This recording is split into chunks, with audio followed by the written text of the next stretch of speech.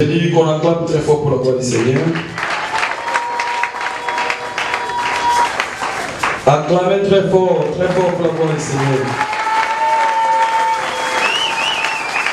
Nous nous mettons debout, nous allons lire la Bible dans Matthieu chapitre 17, le verset 3, nous descendons. Que Dieu vous bénisse. Nous lisons Matthieu chapitre 17, verset 1er, nous allons descendre doucement. S'il y a quelqu'un qui peut nous lire en Swahili, nous allons aller ensemble pour la gloire de Dieu. À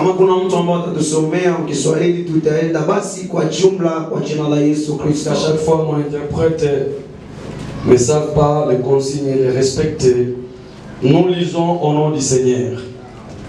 6 jours après, Jésus prit avec lui Pierre, Jacques et Jean, son frère. Il les conduisit à l'écart sur une haute montagne.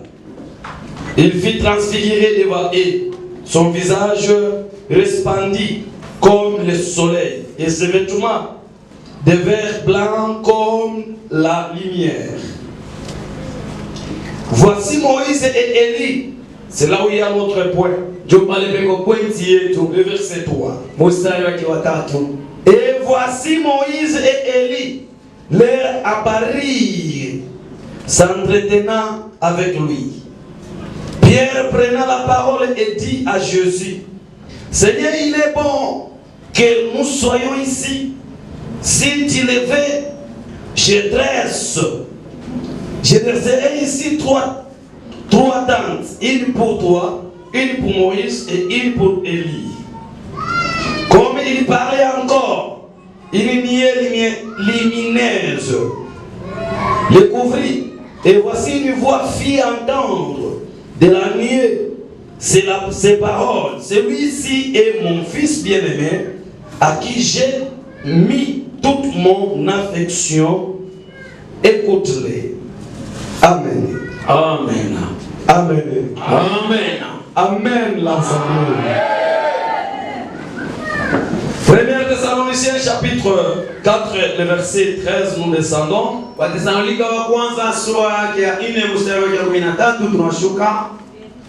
Nous les lisons au nom de Jésus. D'ailleurs, c'est bien aujourd'hui que je puisse prêcher les cadavres. Parce que les cadavres ne quitteront pas ici avec les commentaires. Et jamais jour je ne viendrai pas ici sans toutefois scandaliser quelqu'un. C'est-à-dire je ne porte pas la pierre. Si je prends la pierre et je vous présente la pierre, il faudrait que cette pierre puisse tomber et écraser quelqu'un.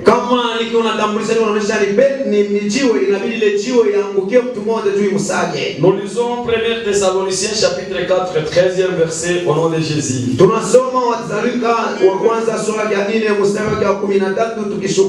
Nous ne voulons pas, frère, que vous soyez dans l'ignorance au sujet de ceux qui dorment.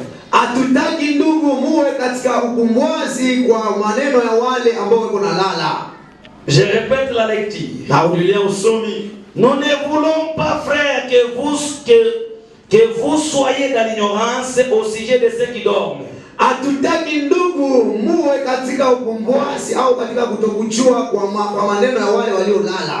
C'est pourquoi j'ai dit il faudrait qu'il y ait quelqu'un qui lit la Bible swahili. Comme tout le monde c'est français, nous prêchons les français. C'est compliqué. Afin que vous ne vous affligez pas comme les autres qui n'ont point d'espérance. Car si nous croyons que Jésus est mort et qu'il est ressuscité, croyons aussi que Dieu ramènera par Jésus avec lui ceux qui sont morts. Voici en effet ce que nous vous déclarons. D'après la parole du Seigneur, nous les vivants, restés pour l'avènement du Seigneur, nous ne dévancerons pas ceux qui sont morts. Car le Seigneur lui-même a un signal donné à la voix d'un archange et au son de la trompette de Dieu. Descendra du ciel, et les morts en Christ ressusciteront premièrement. Les morts en Christ, répétons ensemble. les morts en Christ. Tuseme kwa jumla wafu katika Kristo. Répétons ensemble. Tuseme kwa jumla.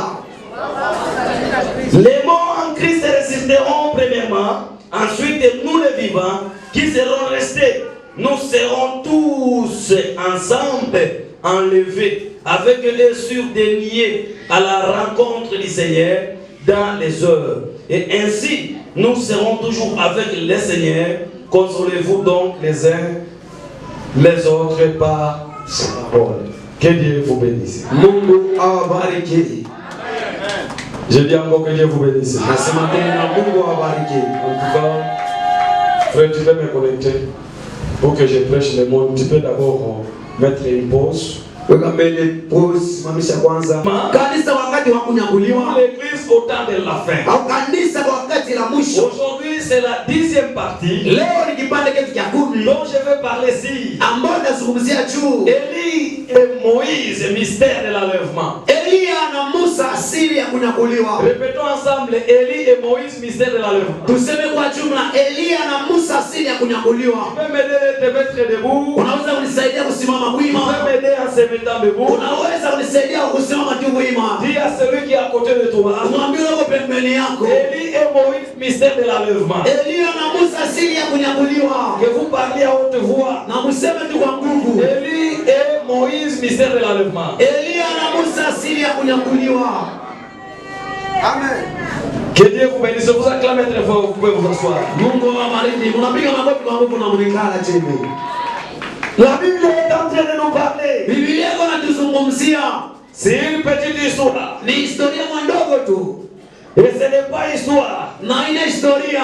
C'est un événement. Ni mambo ambayo yafanyika. C'est un enseignement. Ni mafundisho. C'est quelque chose on va rappeler aux gens. Ni kitu ambacho inabidi tukumbushe watu qui ont déjà perdu la vraie conscience. Ambao washapoteza dhamiri safi. Qui est Élie?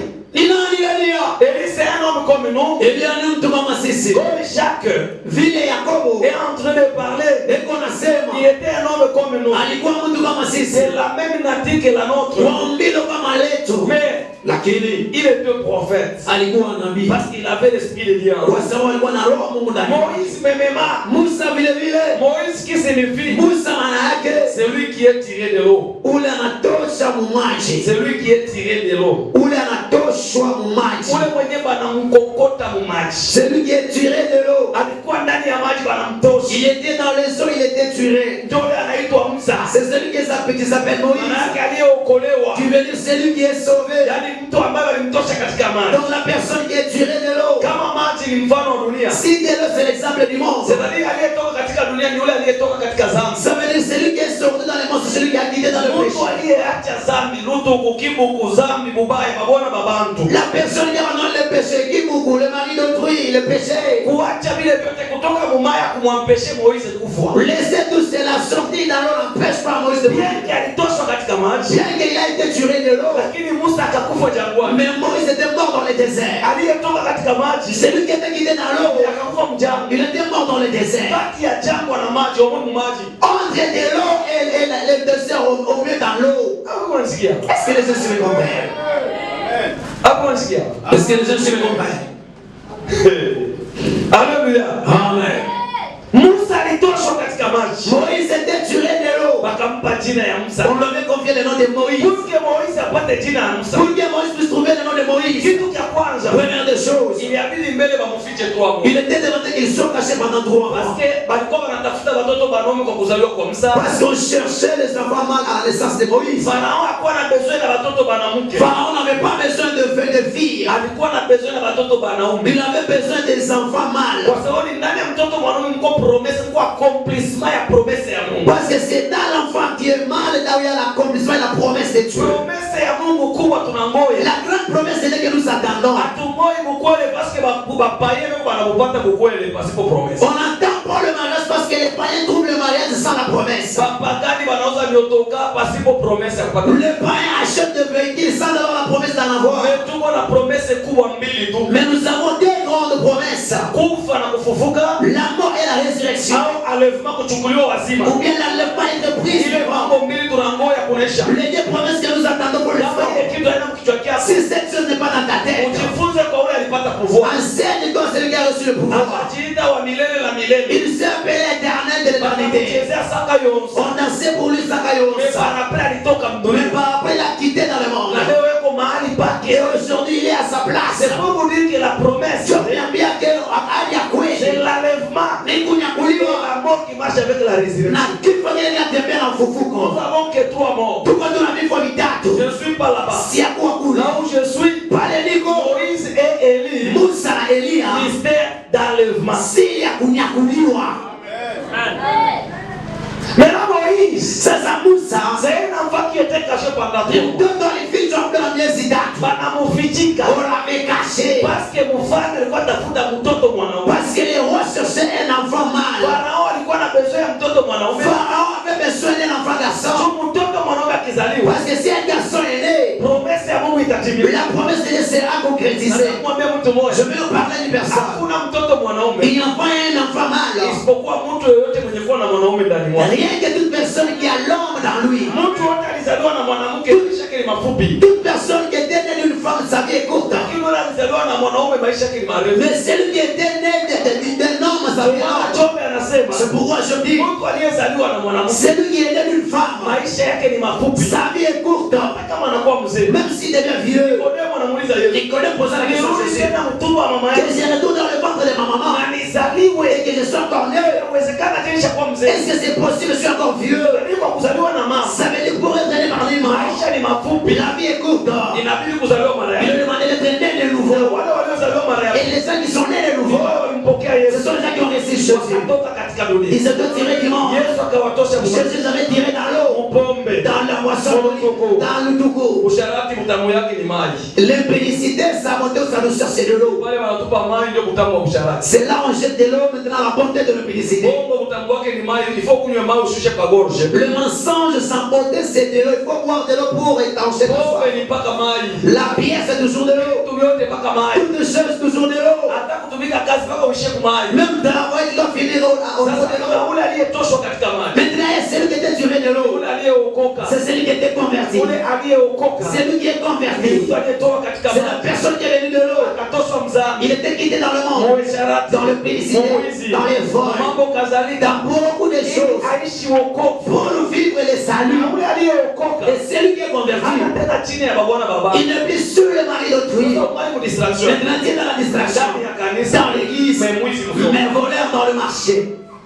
Kuna watu wanasema amen ya bien. Sema kwa amen ya bien. Nous avons des amis qui disent amen ya bien na rendez-vous ya bien. Un bon amen et pour des bons rendez-vous. Kama unaangalia mtu angali vile. Si tu vois la personne qui est comme ça, mtu anataka kwa mbele kumficha. C'est la personne qui demande d'abord de le cacher. Musa hataweza jamais. Parce que Moïse ne peut jamais réussir. Ukoto katika maji. D'être tiré de l'eau. Kama wazazi yake baya mficha. Si ses parents ne l'ont pas encore caché. Dada tunayoona kuimba vizuri. Nous connaissons qui connaît bien chanter.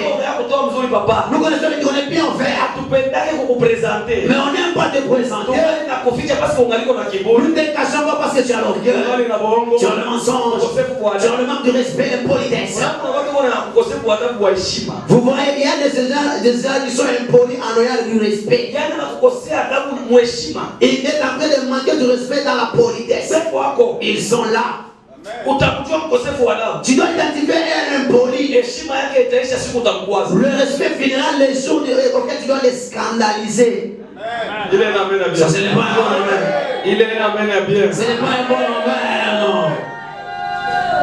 Ndio unasikia mtu anasema lakini unaweka sasa baba na mama beko babaya sana. Au vile watu wanakimbia tu babaya. Ni babaya beko wanakimbia. Wewe kule kala kwa nyumba yako kwa watu walitoka. C'est pourquoi j'écoute les gens qui disent tu sais que papa et maman sont mauvais. C'est pourquoi les gens sont en train de le vivre. Maintenant toi tu es bon. Maintenant pourquoi est-ce que les gens qui dans ta maison aussi? Bon ça c'est bon les babaya. Maintenant ils sont mauvais. Pourquoi on alitoka kwa kaka yako yeye mbaya kaka yako ni mbaya natoka kwake. Pourquoi wewe mbele kwa kwa mzuri? Pourquoi est celui qui a quitté à celui qui était mauvais maintenant toi tu le prends? Si toi tu es choisi de le prendre chez toi. Mbaya sana kuliko ule mwenye alimweka. Ça veut dire toi tu es plus méchant que celui qui parce que tu ne connais pas la façon que la personne a vécu. Il y a beaucoup de gens que les gens transportent les droits d'autrui. Même en arrivant dans la dimension de manquer de respect auprès de ceux qui doivent aider. Parce que ce sont les gens qui partent dans l'eau sans être caché par ses parents. Un parent t'est caché. C'est de mettre dans les enseignements. On te gronde pas, mais on te cache. Amen. C'est pourquoi les jours les avaient bien torchonnés. On ne dit rien pour toi. Mais les jours les avaient mal torchonnés. Le voisin doit être comment. Ils vont te gronder. Tout cela c'est à cause de toi. On te cache encore. Parce que si on connaissait beaucoup de glorifiés et tu connais torchonné et tu n'as pas totalisé là c'est 3 mois. Oui, tu vas mourir. Parce que le pharaon cherche les enfants garçons. C'est compliqué. Déçois ça. Compliqué. Alléluia. Amen. Déçois ça. Je dis que tu n'as pas la solution. Transforme Amen à bien. Amen. Rumasa. C'est pitoyable. Shida. Un problème. Que Dieu pardonne une personne. Et son Père clame pour la gloire de Dieu. Écoutez-moi bien. Dis à celui qui est à côté de toi, acceptez d'être caché. Tu ne seras pas Moïse. C'est lui qui verra Jésus lorsqu'il est transfiguré. Si tu ne t'es pas encore caché d'abord. Pharaon cherche les enfants garçons. Il est demandé que Moïse soit cherché. À cause de la naissance de Moïse, plusieurs sont morts. Les innocents mouraient à cause de Moïse. Ce n'est pas à cause d'eux, même c'était à cause de Moïse. Les on t'insulte à cause de Jésus. On t'insulte pas à cause de ton honneur. On t'insulte à cause de Jésus. Plusieurs ne comprennent pas cela. C'est pourquoi plusieurs sont lâches. Ce sont les gens qui sont les lâches. Les lâches, les cieux ne rideront pas.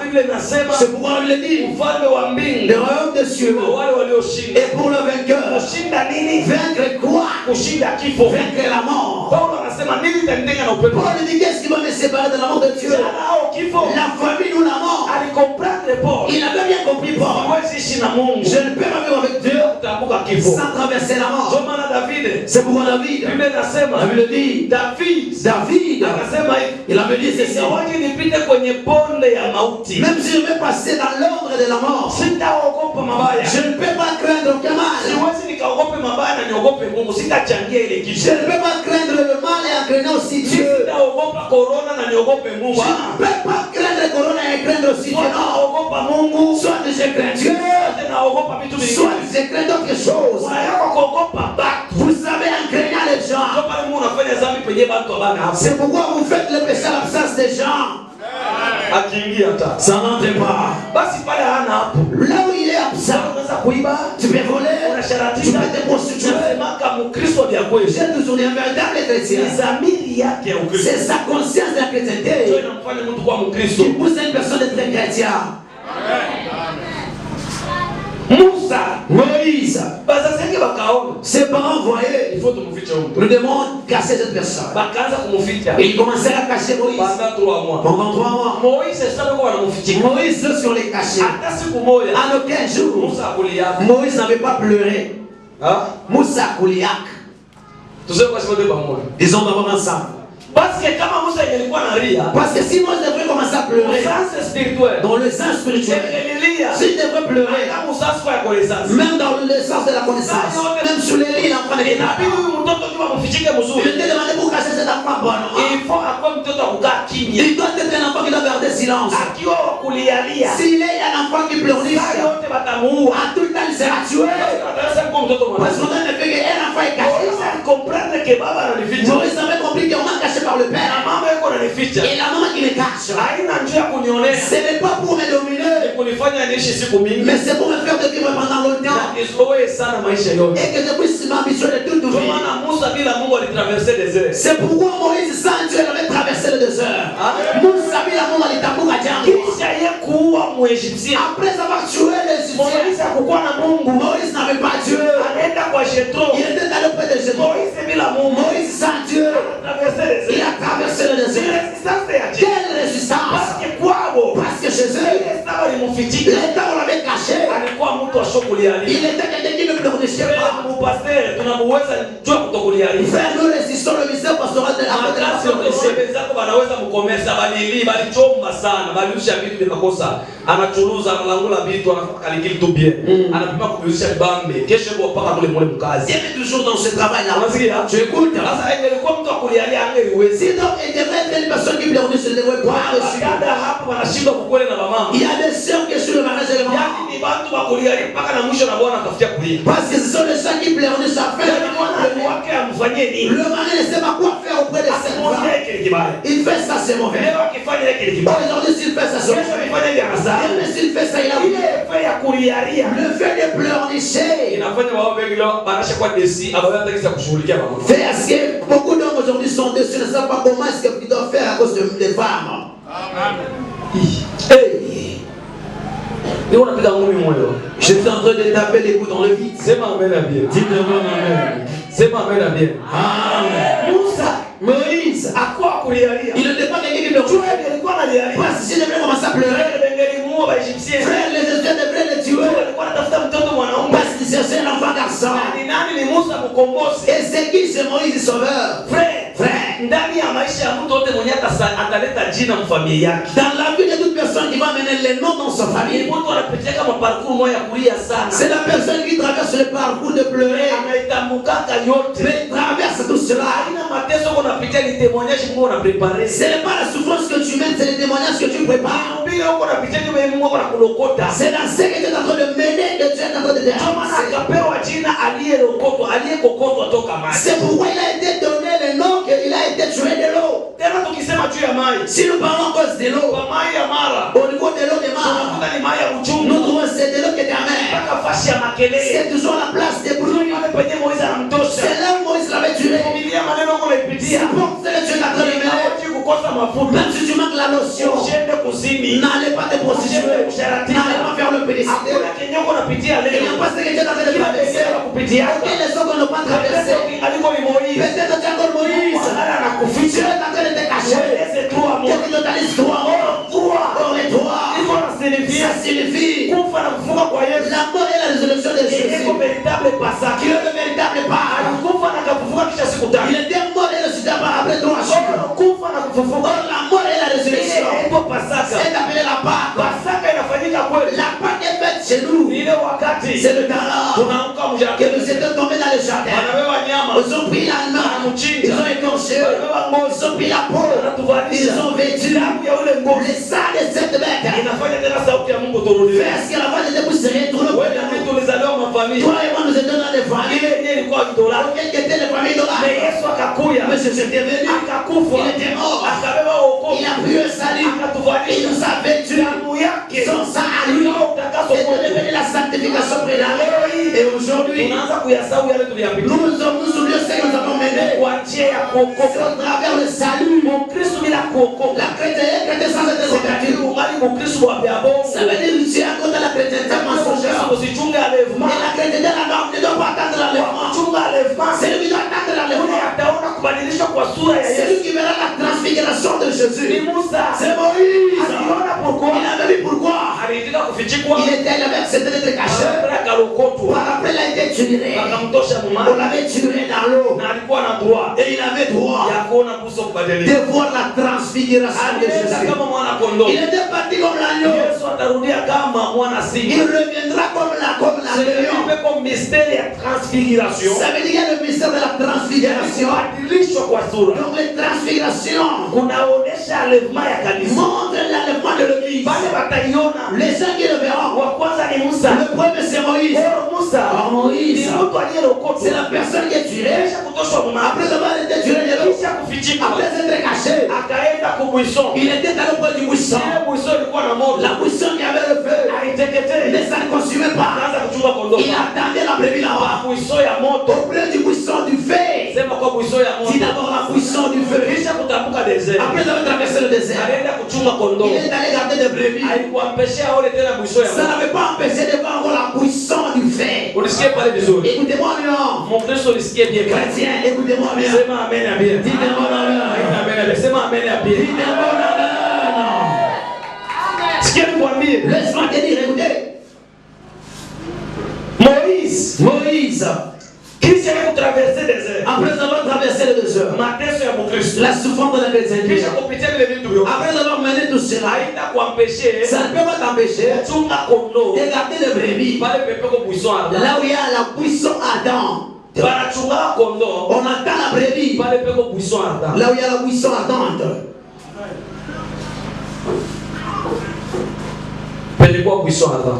le buisson ardent, Ndipo la chunga kondo. c'est là où on garde de brebis. Oro mwana kondo. Or, l'agneau, Ule tunachunga. c'est le que nous attendons. Ni Yesu mwenyewe mwale. C'est Jésus qui vient dans la réponse. Hata mchunga fashi hapana buisson Adam. On ne peut pas l'attendre là où il n'y a pas la buisson. Oro buisson amekweli. Au véritable buisson, Ni mtumishi wa Mungu. c'est l'homme de Dieu. Il faut akwe wa kuwaka. Il doit être celui qui s'allume. Watumishi wote hapana sawa sawa. Tous les serviteurs ne sont pas Ndio ensemble. maana ulikuwa kwa ule kukubembeleza au kuokoka. C'est pourquoi tu étais auprès de celui qui était dorloté, tu n'étais pas Ule converti. kukuacha na mzambi na vile unafanya vyote ni sana kupakala mafuta au kuokoka ulitoka pasi. Celui qui te laissait dans le péché, tu faisais toutes choses qui t'éloignaient seulement. Kuleta pa buisson ardent. Dieu t'avait amené pour le point du buisson ardent. Mtumishi mwenyewe hautacheza mzambi. Là où il y a un serviteur que tu ne peux pas jouer dans le péché. Wakati dimanche kwa nafikiri tutampresenter dada moja mbele ya moyo wote vile tutamtenga alisharatika. Le dimanche suivant, le dimanche qui vient, nous allons vous présenter une sœur devant vous tous. Elle avait fait l'impiécité. Tutamtenga, tulipasha mtenga leo tunangoja tumtafute tutamlipia na transport na pia na hapo. Tunamweka mbele yetu tunamtenga. On allait les souligner aujourd'hui, nous l'attendons qu'elle puisse venir.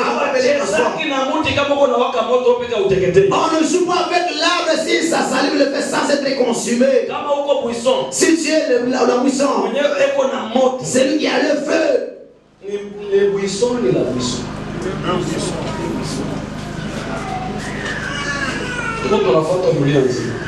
Ils sont suivis dans le monde entier. Amen. Amen. Buisson ardent. Le buisson ardent, c'est l'homme de Dieu. Tu n'as pas les signes. Buisson ardent ni mtumishi wa Mungu. Le buisson ardent, c'est l'homme de Dieu. Mtumishi wa Mungu. Le serviteur de Dieu, Ni moto wakao. c'est le feu qui s'allume. Mais yo pika ateketee. Mais lui-même n'est pas consumé. Kuna wakati wengine frère. Il y a un autre moment, frère. Jua alikufokea. Parce qu'on avait grondé. Ulifanya vibaya. J'avais fait le mauvais choix. Unashirika. Toi, tu t'irrites. Unaenda kwa nyumba yako. Tu pars dans ta maison. Unaacha na Tu kanisa. laisses même l'église. Usiwazeke buisson. Ne pensez pas que les buissons Utateketea parce que uliteketee. sera consumé parce que toi tu étais consumé. Kuna wakati wengine Mungu anahurumia sisi hatuhurumii. Il y a d'autres temps que vous vous êtes blessés, nous ne sommes pas blessés. Lorsque tu parles, nous sommes à l'aise. Tu dors, tu te réveilles, nous sommes tranquilles. Et dans l'homme de Dieu, c'est lui qui est à côté de ton salut. Pour que tu puisses garder le brebis. Il n'a pas les garder de dorloter. Lui, c'est le feu ardent. Hébreux chapitre 1 verset 7. Waebrania sura ya kwanza mstari wa saba. Akawafanya malaika wake Il a fait à ses anges kama pepo, comme le vent, lakini watumishi wake mais à ses serviteurs kama moto uwakao. comme le feu ardent qui s'allume. Aliwafanya watumishi kama moto. Sina na kulisomea Biblia. Il avait fait ses serviteurs comme le feu. Sina na docteur mu église. Je n'ai pas les docteurs dans l'église. Tunasoma Hébreux chapitre 1 verset 7. Biblia inasema hivi. Nous lisons Hébreux chapitre 1 verset 7. La Bible dit, la Bible dit ceci. Chapitre 1 verset 7. Chapitre 1 verset 7. Biblia inasema hivi. La Bible dit ceci. Nous lisons au nom de Jésus-Christ. De plus il dit de ses anges, celui qui fait de ses anges des vents et de ses serviteurs une flamme de feu. Ni yeye aliwafanya, C'est lui qui a fait de ses anges. wa malaika zake Il a fait de ses anges kama pepo. comme le vent. Nilifuata pastor mmoja kusema sema, J'avais suivi le pasteur à cause de parler. anasema shetani Il avait dit les diables. hapana Il ne kumchezea. faut pas se moquer de lui. Hein. Mumbingu mule alianza vita, Au ciel, il avait commencé les combats. mena akashuka na bandu kwanza, akakombana akashuka na bandu, akashuka na bandu. Il avait combattu en descendant avec les hommes. Nikasema pastor ni bongo. J'ai dit, pasteur, c'est faux. Mungu amekuwa bantu kwa malaika mlikuwa. Tuna wote. Mlikuwa Satan alishuka na bamalaika. Kuna tofauti kati ya malaika mtu na malaika wa mbingu. Il y a une différence entre l'ange l'homme et l'ange du ciel. Ile wanasema Apocalypse andika kwa ajili ya malaika. C'est qu'on a dit dans Apocalypse écrit à l'ange de l'église. Malaika wa kanisa. L'ange de l'église. C'est mwenye kusimamia kanisa. C'est celui qui est là côté de l'église. Tofauti na malaika aliyetoka mbingu. C'est différent de l'ange qui est venu du ciel. Huyo anaitwa mtakatifu kwa sababu maisha maisha yake ni sawa na maisha ya malaika mbinguni. C'est lui est appelé, c'est parce que sa vie est comme la vie des anges qui Kama Biblia inasema la Bible amewafanya watumishi wake flamme de feu. il a fait de ce serviteur une flamme de feu. Mtumishi, L'homme de Dieu, nguvu yake ni moto. sa force c'est le feu. Sasa Moïse, Maintenant Moïse, ukipenda uishi pembeni ya mtu wenye kuwaka moto, si tu veux vivre à côté de l'arbre qui s'allume le feu, inatakiwa msikie Mungu. il a demandé d'écouter d'abord Dieu. Hii mtu yote kuna kuintimide na moto. Parce que cet arbre t'intimide avec le feu. Tu ya kukusheria usiende mbali na kondoo. Pour te gêner de ne pas aller très loin de la brebis. Na kuchungilia usikie sauti ya yule alikutuma pale. Et d'attendre d'écouter la voix de celui qui t'a envoyé là-bas. Kudependre sana na hii mtu. Moïse ne dépendait pas beaucoup plus avec cet arbre. Sauti ya Mungu alisikia ilitokea mpaka Moïse. Mais la voix qu'il avait écoutée de Dieu venait de cet arbre. Mtu iko na waka moto. Bien que l'arbre se consume. Sauti ya Mungu nayo iko mpaka mwile mtu kuwaka moto. Mais la voix de Dieu est dans l'arbre qui s'allume. La valeur de l'homme de Dieu. Et si mtumishi wa Mungu Pambane solanga. ailingana kusema kwake. Contrôler beaucoup plus le langage. Mkono angalau kusema sawa kwa watu Merci wote. d'écouter la voix qui sort Unasikia sauti ile wanatoka. de leur bouche. Mhubiri na Qui vyao. ne vient pas de, qui vient de Dieu. Yenye haitoke kwao inatoka kwa Mungu. Kwanza dunia ya leo kipende kuwa na watu wengi. Et dans le monde actuel, si tu veux gagner bon nombre de gens, Sasa tuambie watu muoane. tu dois te marier pour faire-t-il féliciter. Voler. Mungu wa neema. Dieu est gracieux. Angalia tu frère leo lekala. Regardez comme ce frère est. Uone lekala vile mbele ya flamme de feu. Dieu est assis comme ça devant une flamme de feu. Flamme de feu. Tout ce que je parle ne bouge même pas. Il n'est même pas là. Flamme De feu. ni nani? Toshu. Aha. Twende sasa pole pole. Allons-y dessus. Hii mtu ilikuwa inawaka moto. Cet arbre qui s'allumait le feu. Lakini haiteketei. Mais ce n'était pas consumé. Haiteketei. Ça ne se consumait pas. Sasa hii moto haiderange mbio yenyewe. Donc le feu ne dérange Nasema ni karaktera mbaya sana. pas. C'est un mauvais caractère. Anamwambia Yesu, On a dit à Jésus, angalia Herode yuko nakutafuta. regarde Hérode qui te cherche. Na yuko natafuta kukuua. Il veut te tuer, t'exterminer. Jibu ya Yesu. Écoutez la réponse de Jésus. Amwambia ule mbweya. Allez dire à ces renards. Nani? Renards. Yesu alitoka mbingu asema kamwambia nani? Mbweya. Kama mwana watu wanafanya kazi leo kesho atatimilika. L'homme de Dieu et le fils de l'homme fait le travail aujourd'hui. Akisikia ile langage ya mbweya. C'est bien écouter le langage des renards. Abandonner les flammes de feu. Mais sans avoir abandonné le flamme de feu. Il pouvait. Alitakiwa. Il allait abandonner les flammes de feu. Alitakiwa kuacha ile moto. Ilipasha kuiacha. Il devrait abandonner cela. Unasema mtu mbweya. Il dit à une personne, il est renard. Kwenye vitu mimi za mbweya. Il met des roi mbweya. Il dit à un roi qu'il est renard. Ndio pale unaona aventurier wanatuchezea. C'est pourquoi tu vois les aventuriers qui jouent de nous. Njia kikwanda yoya. Le chemin qui est là. Ba frère wao wanataka kikwanda kama ni 12 kama ni 6 km. Les frères sont là, ils sont venus de Kikwana. C'est 12, c'est combien de kilomètres? Wanakia kufuata evangile. Ils sont venus suivre l'évangile. Bale nisikia kule. Ils m'avaient suivi là-bas. Wanaona kule. Ils m'ont vu là-bas. Wanakia kukanisa. Ils sont venus à l'église. Sasa tena pole pole. À le cri de souvent. Ile balabala kikwanda. La route de Kikwana. Wale ba shema fait pas. Au niveau des schémas. Mwache niprofite kusema. Laisse-moi profiter de la Là au niveau des schémas. Kabuli mwenye atoka mzambe mpaka kwa shema. Les goudrons viennent des arbres jusqu'au niveau des schémas. Kuanzia kwa mlango wa shema. En commençant de la porte de schéma. Hapo mwisho ya ukuta shema. Jusqu'à la fin du mur de schéma. Ile balabala yote. Cette route-là. Niko naongea na wewe. Je parle avec toi. Kama mvula inanyesha. Si il pleut. Kinga iko na mtu iko na zama wanamsukuma wanamkokota mkuzama. Une personne est abritée là-bas, on est en train de le tuer. Kwa kwanza kuona kinga banaisuku. Kinga inazama. C'est ma première fois de voir le vélo qui est là, qui se coince. Ça bloque là-bas. Twende ya pili tena. Alors, si deuxièmement, Sotizi na abomination kubwa. les sottises c'est une grande abomination. Ile masile yote ya mshema. Les acides de schéma flamme, Banaitupa mumaji. ils s'enrichissent dans ça. Wale bashimo bachimbule mashimo. On a que les schémas puissent graisser des trous. Babele masile baitupe Qu'ils mulolo. prennent les acides en mettant dans l'eau. Banaitupa mumaji. Ils les jettent dans l'eau. Uluano. Dans l'eau. Washi naye anaenda kutupa yake munani munini huyu. On voit ceci, voit c'était aussi. Shema fe muluoshi. Huyu munene anatupa muluano. Schéma dans l'eau, l'autre jette dans l'eau. Non. Twende pole pole batoto ba Mungu. Doucement les enfants de Dieu. Surtout mwe ba Kongole msikie C'est pele. tout les Congolais, écoutez-moi bien. Mena twende. Allons-y. Hii sombe yote tuko nakulia Mulumbashi. Les sommets que nous mangeons dans le Mumbashi. Mungu anataka kusema il laisse le message. Mena anakuwa kubitu vingi. Vitu gani? Quelle chose. Unatoka sombe sasa niko ministre mtwange sombe tuko. Tu pries les sommets que je suis ministre. Ushakuwa ministre anatoa tu gilet. Anawewa na ngote na tabu kilo wanatoa na kulia. Sombe wanatoka ni wapi? Sasa tuone kwa informer kwa sombe wanatoka. Laisse-moi t'informer là où les sommets viennent. Ile masaki yote ya des sacs de sauveurs qui viennent d'indigents. Une ferme sur le soir. Il demandait qu'il puisse verser sa mère dans cette rivière. Je vous dis la vérité, Dieu que je prêche. Chaque sommet qui entre dans sa vie, ça entre d'abord dans l'eau qui a de l'acide. Ils mettent dans l'eau il y a des acides. Le aussi veut dire que nous sommes en train de quelle mauvaise foi. Le frère, vous nous traitons comme les guides. Et vous viendrez encore en 2023. Je suis député. Je vais parler pour vous. D'accord. Il y a des peuples qui souffrent là-bas. C'est donc commencer au niveau des chemins. Anala jusqu'aux 12 km.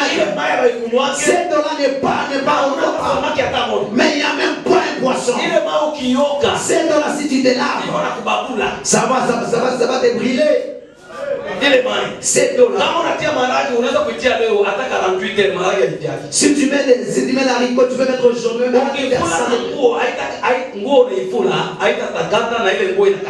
Si tu les cibles avec de l'eau, avec cette eau-là, ça ne sera pas propre. Les enfants des ils sont là, ils nous aident par rapport à quoi? Aider une personne, c'est pas avoir 100 fois. Qui se retrouve dans l'environnement, qu'il vit, qu'il est à l'aise, qu'il se présente, qu'il est mais cette route est donnée à arranger. Ils arrangent ici, mais à cet endroit, ils le refusent. Ainsi on parle de cela. Nous sommes en train de l'outrager. Est-ce que cette route-là n'est pas notre droit? Nous sommes tout près de vous. Tout comme peut venir. Il y a d'autres maladies qui étaient postulées à l'hôpital. Tout le monde paye cela. Ça vient de l'acide là. Papa, c'est quelqu'un. Il y a une personne qui accepte qu'on puisse verser l'acide dans l'eau. Après 15 km, cette eau-là, les gens sont en train de consommer. Un Congolais qui meurt avec de l'eau propre, avec son minerai, les Chinois qui tuent. À cause de l'argent. Quand ça va payer ça. Vous attendez le ciel. Vous n'avez pas d'ambigu. Et vous êtes ici. Ne crois pas. Vous marchez avec des guidances, vous êtes ici. Donnez-moi un bon amen. Est-ce que cela est entré ou pas? Regardez d'abord dans cette saison. Vous voyez la saison que nous avons. La moto qui s'est bloquée là. Les soleils que tu vois ici. La moto qui était bloquée là. La moto, le vélo dans la saison sèche qui se bloque.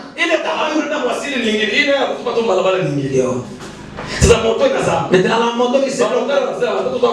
Les motards disaient que nous allons ramasser des motos. Il n'y avait pas même 5 minutes. Les âgés descendaient là-bas. Ils ont arrangé d'abord un peu. Comme je prêche. Il y a encore des trous là où ils sont des glacules bleues. Comptez le nombre de barrières de péage qui se retrouvent dans cette route. Frère, vous mangez l'argent et aussi la conscience de regarder sur vos parents. Connaissez, vous identifiez aussi vos provenances. Laissez la personne qui pousse les sommets pour nourrir aussi ses enfants. Parfois, ces gens se plongent juste à votre marche. C'est manque de travail. Si une personne critique un politicien, c'est manque de travail. Si une personne a l'occupation de son travail, une personne est supposée de cela. Qu'il puisse perdre son temps dans quoi?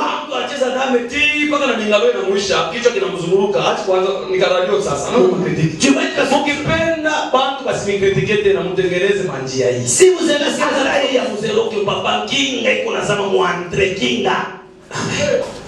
moi je suis témoin. Même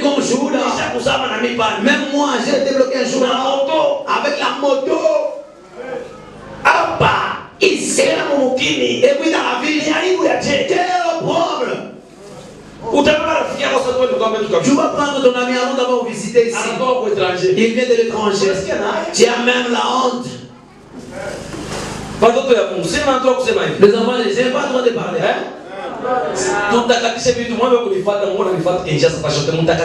Éclaircissons les choses.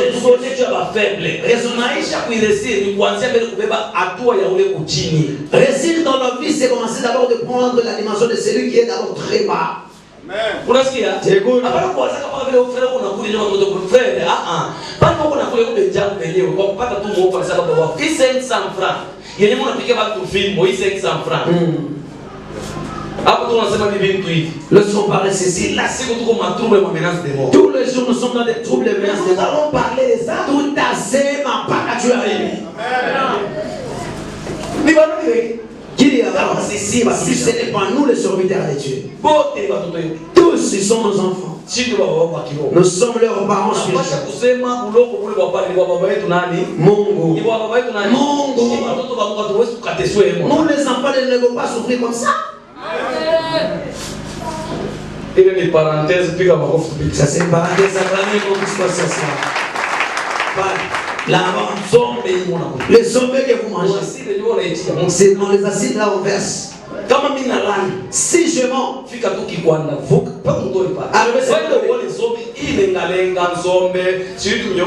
va voir les amarandes, les sombres, je ne sais pas si mal les mangeants qu'on met. Et derrière les gens qui nous sont allés, même si on te met dans l'eau, si ça entre dans la bouche.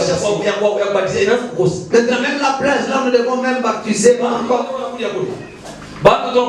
Est-ce que tous les gens mangent là-bas dans cette société? Est-ce que tous les gens travaillent là-bas? Même les gens qui travaillent là-bas, n'est-ce pas, ils consomment les sommets là? Frère, s'il y a quelque chose que tu dois respecter, c'est la nourriture, à manger. Pasteur, chakula ina biblique, ina biblique. Pasteur, la nourriture de Biblia ada ikala mu jardin de omba, funga, fulama abudu. Alimwambia nini? Twende, Monto vile uliumba wewe. Comme tu es créé. Uko na deux grandes parties. Uko na vipande viwili. Mtika mena Biblia. Amen. Uko na partie terrestre, uko na partie céleste. C'est la partie terrestre ici, la partie céleste. Partie hii yenye ko terrestre. La partie terrestre. Ça veut dire que c'est de la terre. Tu as pris la terre. Il a fait le pave. Par Dieu, une personne de la terre. Par après, Dieu a pris l'esprit. La personne interne. C'est lui qui va animer la personne externe. Il a pris du ciel. Il a incarné dans celui de la terre. Dieu l'a créé. Dieu a fait. On a fait, c'est la chose qui vient de la terre. On crée la chose qui vient du ciel. Ça veut dire que tu as les choses du ciel ainsi que les choses de la terre. C'est pourquoi frère, nous sommes revenus à cause des choses spirituelles. À un certain moment, on ne peut pas marcher derrière des choses. À un certain moment, si nous sommes dans les choses de la chair, à un certain moment, on ne s'intéresse pas des choses spirituelles. C'est pourquoi si nous sommes dans les choses de prière, nous refusons à manger. Moi, j'aime les gens qui disent que Dieu m'avait interdit de consommer les boucs. Dieu t'a interdit de manger les boucs. Laissez les trucs qui vont te dire de ne pas manger même des bananes, de ne pas manger même les beignets, on verra, tu verras dans quel cas. Il y a les temps que Dieu va te dire de ne pas manger les boucs aujourd'hui. Il ne veut pas dire que toute ta vie tu ne mangeras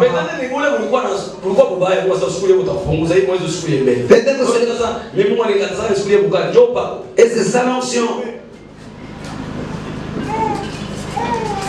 Je suis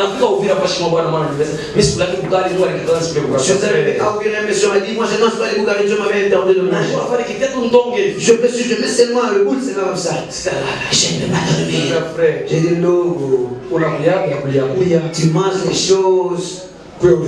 Viens d'abord manger ça. Il a mangé. C'est bon. L'estomac ne fait même pas mal. Frère. En suivant comme ça, Dieu n'avait pas dit.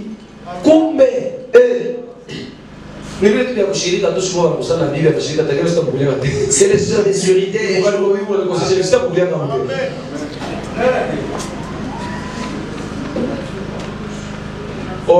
Regarde.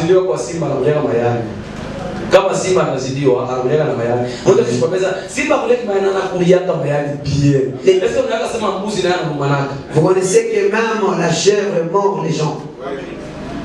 Watu wa Uvira wako. Les gens d'Uvira sont ici. Qu'il puisse servir pour la gloire de Dieu. En 2012, récemment là.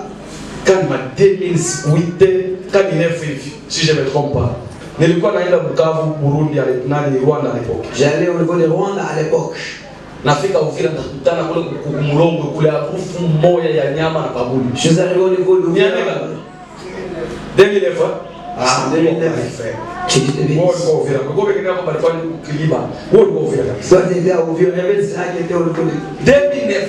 En 2009. C'est quoi? C'est la chèvre.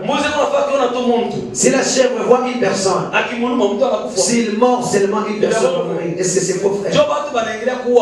Les gens entraînent maintenant de la campagne de tuer les chiens. Tu vois les chiens que tu vois. Dans les années 90, les chiens qui tuaient les gens, si ça était mort, au marché, tout le monde avec les bois. Même les policiers, tout le monde s'est rencontré avec les chiens, c'est les balles. Même les chats que tu vois dans la maison, chaque animal que tu vois, il a aussi les dents de te mordre plus que le serpent. Accepte mon amen.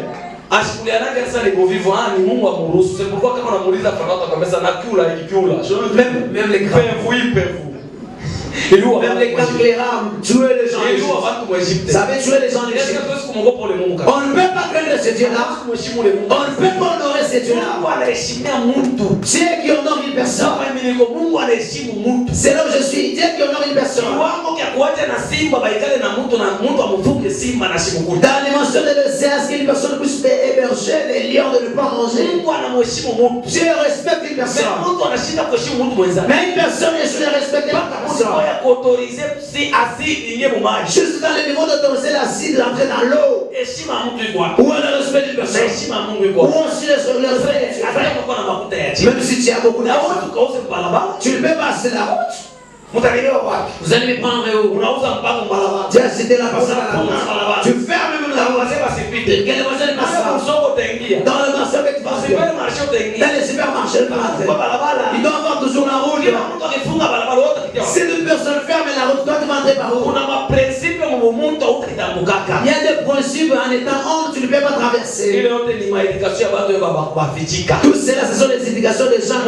Si on cache Moïse, il va savoir la valeur d'une personne. Il va savoir la valeur d'une autre personne. Que Dieu te bénisse. Amen pour la gloire de Dieu. Vous célébrez les gens pour la gloire de Dieu. Que cette affaire soit arrangée.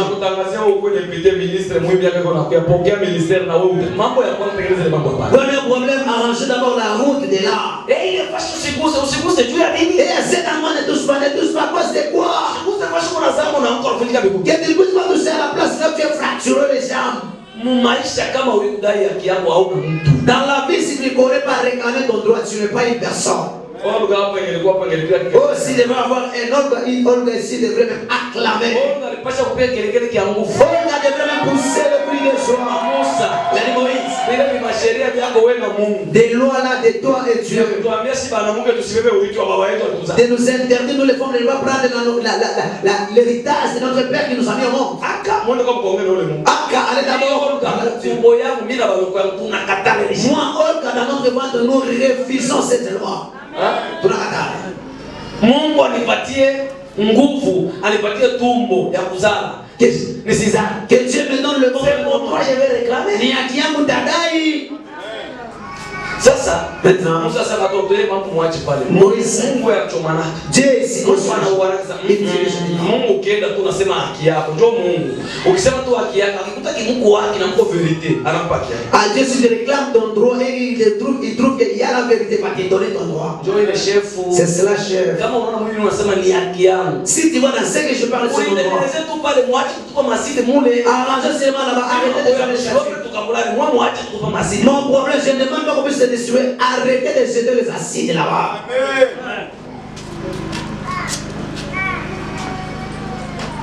Sasa Olga. Maintenant, Olga, Baba Mungu asante kunyonga. nous avons commencé Dieu à Wewe kuwapatie Olga haki yao. va donner à leur droit. Kwa ile sheria ile. Prends au niveau de cette loi, Badilisha. change. Mtu yote akizala watoto banamu. Si une personne met juste Bila mwanaume sans avoir un homme, umebe urithi wapatie watoto banamu. prenez la richesse, l'héritage va donner aux femmes. Biblia inasema itakuwa loi perpetuelle. La Bible dit que ce sera une loi perpétuelle. Yaani sheria ya marudilio. Donc la loi perpétuelle Bizazi na bizazi. de génération en génération. Mpaka na leo kama wewe mwanamke unapata urithi juu ya Olga alisimamaka na kinywa chake. Jusqu'aujourd'hui, Wewe yako ni kuchambula bantu kile ya kudai yake. Mtako ni kuchambulana, kritike kinywa. Unataka hapa kufika maombi unaweza kumtopolea Mungu. Wewe Mungu. Bale wewe unataka na leo kwa nishina mimi. Bale kutumia kwa bale nishika français gani? Wewe Mungu tu wewe. toi dis-toi. Ye Mungu alikuwa na kazi moja ya kukunyang'anya kazi. Toi tu avais un travail auquel Dieu est venu t'arracher. Ile ni kuomba ni kutongoza. Ça c'est prière, c'est parler. Kama unataka kulomba, Si tu veux demander, inabidi udai haki. il te demande de réclamer ton droit. Esaïe 43, Ésaïe chapitre 43, verset 23, 26. verset 23, 26. Mungu anasema hivi. Dieu dit ceci. Ifika amen ati. Alléluia. Amen. Alléluia. Asema unikumbushe tutowale hukumu. Il a dit que tu me rappelles qu'on puisse se laisser. Eleza maneno yako upate kuwa na haki. Parler des problèmes pour avoir la loi, pour avoir Mungu ana haja ya mtu kutetea haki yake. Dieu laisse une personne te demander de réclamer son droit. L'enlèvement Kunyakuliwa. est proche. Kunakuwa tayari. Banani watanyakuliwa? Qui sont les gens qui seront enlevés? Ni watu saba Moïse. Ce sont les gens comme Moïse. Sema kwa Moïse. Il y a d'abord Moussa. Moïse manake alitoshwa katika maji. Moïse, ça veut dire celui qui a été tiré de l'eau. Oro alitoshwa katika maji. Or, il a été tiré de l'eau. Ni ule aliyetoshwa katika dunia. C'est celui qui a été tiré du monde. Machafu ya dunia. Les saletés du monde. Kutoka vile vitu Il vyote. est dans ces choses-là. Ule aliyeokoka. C'est lui qui a été converti. Yule mwatamuona C'est Yesu. celui qui verra Jésus. Yule anachunga C'est alema. celui qui attend l'enlèvement. Kwa kuchunga kwa kuchunga kondoo. Mais pour garder le brebis, Moïse. Moïse, Kwa kuchunga kondoo. en gardant le brebis, Ilibidi pakue buisson ardent. il te demandait d'avoir seulement le buisson ardent. Pakue mtu wenye kuwaka moto mais hauteketei. Qui puisse avoir l'arbre qui s'allume les personnes être consumées. Moïse atachunga nini? Atachunga kondo. Oro mwana kondoo ni Yesu Kristo. Or l'agneau c'est Jésus-Christ. Wote kuchunga enlèvement. Tous les gens qui attendent l'enlèvement. Wote wenye kuchunga kunyakuliwa. Tous les gens qui attendent l'enlèvement. Kwenda kuvia éternel. D'aller dans la vie éternelle. Kitu kia kwanza. Première des choses, Il faut ukuwe pembeni ya mtumishi wa Mungu. il faut être à côté des noms de Dieu. Mwenye kuwa na Roho Mtakatifu ndani C'est mwake. lui qui est le Saint-Esprit dans Ndio lui. maana siku ya Pentecoste. C'est pourquoi les jours de Pentecôte, Vitu yote 12. tous les dates, et les saints, Vile walikuwa Yerusalemu. comme ils étaient dans Jérusalem, Kila mti chaque arbre, ulionekana ndimi za moto juu yake. les flammes de feu étaient sur lui, Petro yule yake Pierre sur lui, kulikuwa ndimi za moto. il y avait les flammes de feu, Tomaso ndimi za moto. Thomas le flamme de feu, Watumishi wote le serviteur, walikuwa ils avaient na ndimi za moto juu les yake. flammes de feu sur lui, sur eux. Nguvu za Mungu Or la force là de ndani ya Dieu, mtumishi wa Mungu dans l'ordre de Dieu, haimsukumi ili kufuza pepo. ça ne pousse pas de chasser seulement l'esprit de Dieu, Inamsukuma pia kusukuma impolitese kwa bwana yake. ça le pousse aussi de chasser les politesses au péché. Inasukuma pia kusukuma bwizi mu maisha Ça yake. le pousse aussi de chasser les vols dans la vie. Unachunga kondoo bila kuikala pembeni ya mtu wenye kwa Tu ne peux pas garder les brebis sans être à côté de l'arbre qui s'allume le feu. moto ukiubamba mubaya Et là où il y a le feu, si tu le ressuscites, comment tu seras consumé? utakuwa na miali na watumishi ba Mungu bengi. Les gens qui ont des problèmes avec beaucoup de hommes de cieux. Wale watu wanaomba watumishi ba Mungu kikawaida. Ce sont les gens qui prennent les hommes de Dieu ordinairement. Ndio naomba Mungu saa miti nyingine yote. Ils prennent l'arbre comme tout autre arbre. Acha kulongola. Akalongola. Tunatulia tawe na mimi tu bibu Facebook. Amen. Mon frère. Hein, frère? Ndio maana unaona frère anaongea. C'est quoi le frère qui dit? Est-ce que tu nio? Est-ce que moi ici? Intercesseur gani hapo? Quel intercesseur? Je ne vois pas l'intercesseur. Moi, je me sens un intercesseur. J'ai déjà osé les choses de l'intercession pour oser d'abord. Ulisha kupimaka vya intercession. Tu as déjà osé les choses de l'intercession. Uyue intercesseur ule utaheshimia na ule utaheshimia. Pour identifier l'intercesseur qui doit respecter et seulement Uko tayari kusuka bangari. les gens seulement du matin au soir. Uko naona pombe na kwanza ile ni bula kukali mu thermos. Tu vois la pomme, c'est comme un boule de Bougari dans le thermos. Unakuwa naomba tu 18h wahi kufika. 18h wahi kufika. Dieu est en train d'appeler 18h arrive, 18h arrive. Una mtu anaacha maombi. Tu vois la personne qui va dans la prière. Mungu saidia shuna leo ile haraka. Il est seulement en train de prier la journée d'aujourd'hui que ça puisse aller tout rapidement. Pour précipiter des ordres. Tu vois, ton ami qui fait 7 jours sans manger sans boire. Tu le prends seulement ordinairement.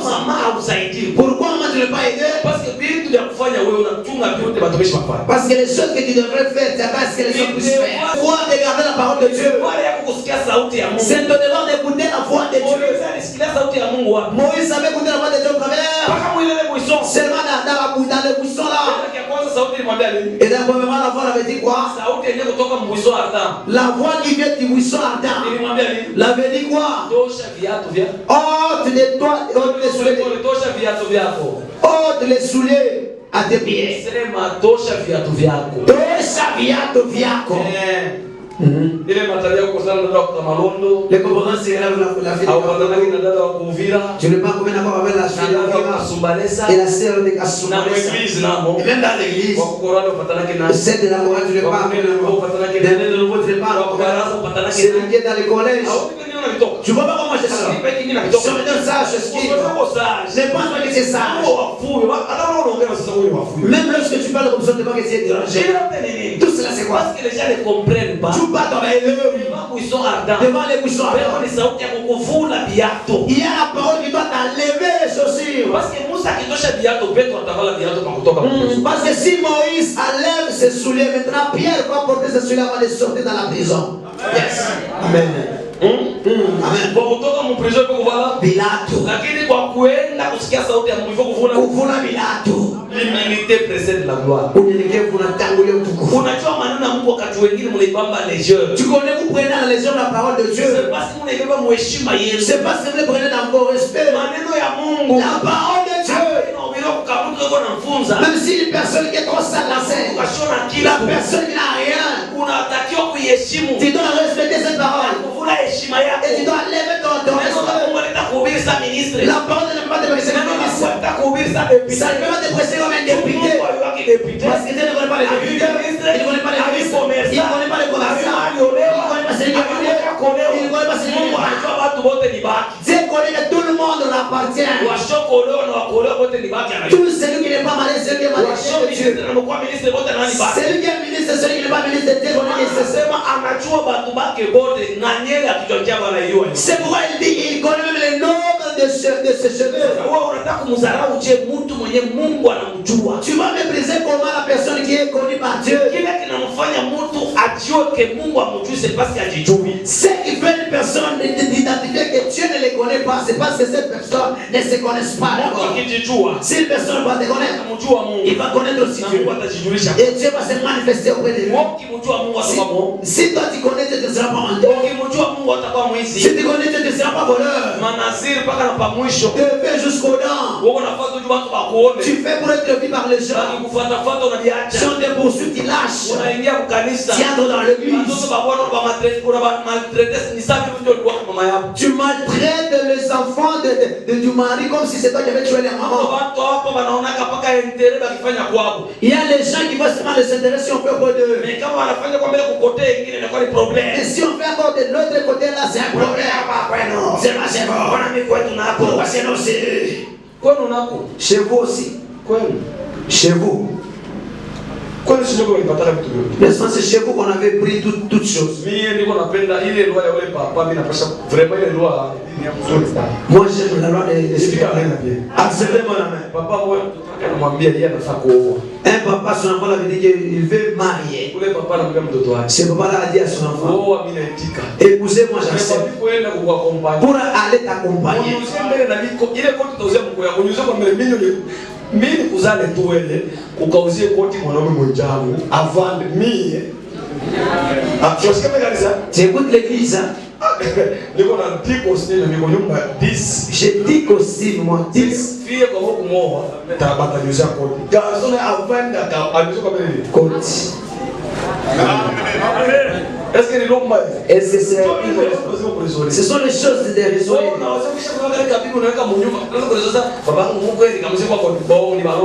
C'est faux. La prédication de 15 minutes elle est fatiguée. Laissez ici en bas. J'ai dit comme ça. Angalia, je n'aime pas maman imagine tout le monde comme les pas les marques l'autre. Peut-être que tu as encore mal le noto comme au sein de Amen. Est-ce qu'on peut aller pour le les dossiers venaient au bureau du collège.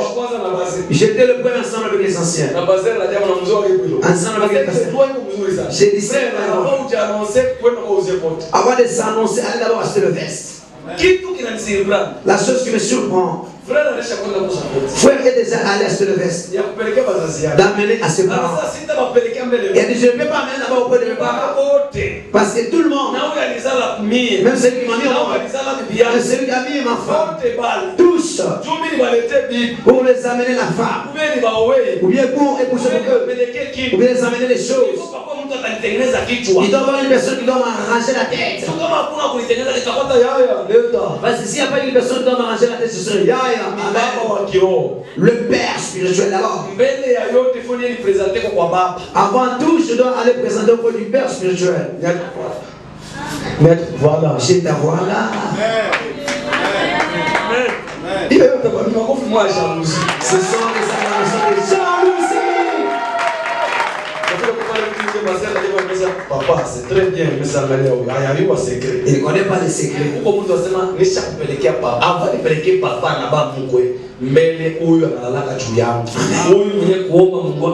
C'est lui qui prie sur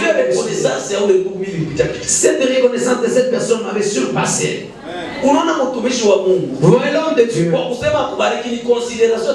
Pour qu'il puisse te bénir, c'est la considération qu'il doit pour toi. Si toi tu le peines, à la laisser comme un partenaire. Sa prière aussi est de partenariat aussi. J'avais enseigné Denis en 2011. Il y a la prière qui reste dans la poche. Comme tu marches avec l'argent de poche. Ça c'est pour toute autre personne. Je pas le transport. Il y a la prière qui reste dans le sac de valise. Il y a aussi la prière qui est dans les mains. Dans la prière qui est dans les mains. Même si une personne viens d'abord, je prie pour toi, viens. Il y a valise. Il y a valise. Toi, tu peux mettre le billet en direct. Vous savez, les paresseux sont comment? Il connaît une personne échoue. Si lui échoue, c'est le voisin qui avait réussi à ses côtés pour lui. Si la mairesse demande son argent, les 5.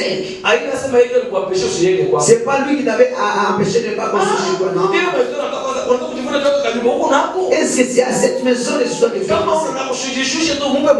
Si tu n'as pas émis, toi donne-lui son argent, c'est fini par là.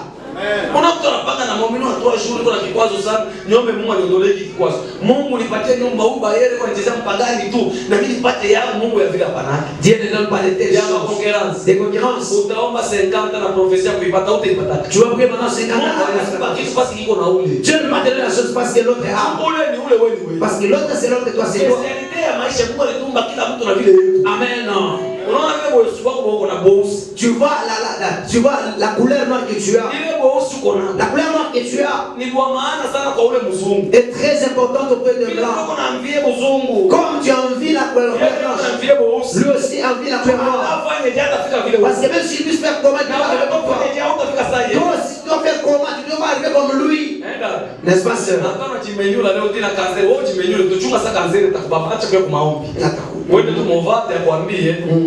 Mimi kwa kupatia muvate uchumbuke ngozi kwa mweupe mzungu. Kila siku nikisema hivi watu wanaona wanaangalia mzee mmoja. Ule mzee anakaa wake mweupe. Amen.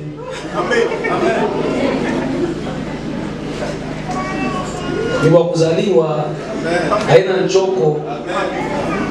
Kama ni nchoko achi. Ni mwiso na kama mtu anaanza kufungusa ifuka kikuta ufanye kakupati. Ndio tutamchunga kondoro mzuri. Est-ce que Musa mwana tapika marufu?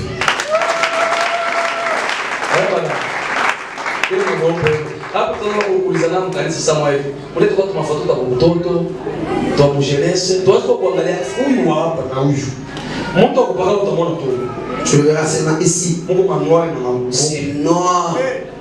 Oui. Parce que on t'a congué comme verset là, du comme Jérémie. Dans Jérémie. Tout le monde s'est attaché à nos yeux. Est-ce qu'une personne qui est noire peut changer sa peau? Bora hiyo funga sana. Sasa utaona cancer, kamulize movata. Kana bwana kuangalia watumishi. Wao watumishi na wao kauliza movata. Va demander seulement movata. Kuna wabiana wanakuwa beupe sasa wanatoka kuzaa.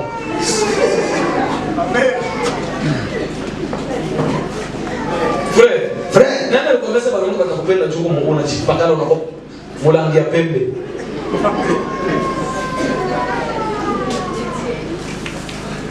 Hapo ndio sasa mimi naona mwangalia paka Fred Tito. Fred Tito ni mpe wake. Kama nani mjoko achi.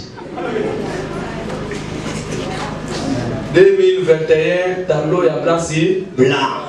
Tukale pembeni ya buisson arda Moïse atageuka. Voilà. Afuna bila ndio kwa moyo. Moïse asitavula viatu kama yaona buisson arda.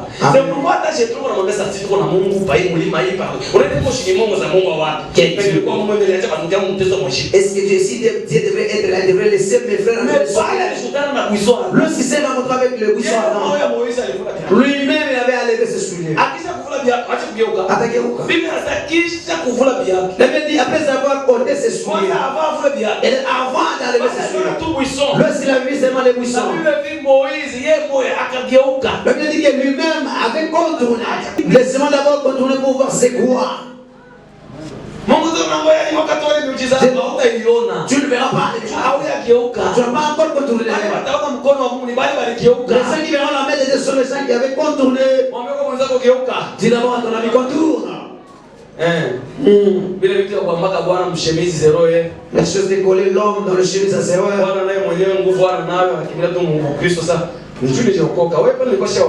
Les malheureux n'a pas la force, il fuit dans la chrétienté parce que je suis converti. Il est temps que je n'étais pas encore converti, toi. Un certain ami, c'est toi. Oui. L'enfer va recevoir plusieurs. Avant de dire l'enfer, toi tu es quitté dans l'enfer. La femme qui dit à l'homme, un seul c'est toi. S'il ne mérite pas d'être serviteur, maintenant toi tu mérites d'être la femme d'un serviteur. Toi qui dis chat, tu mérites d'être la femme d'un serviteur.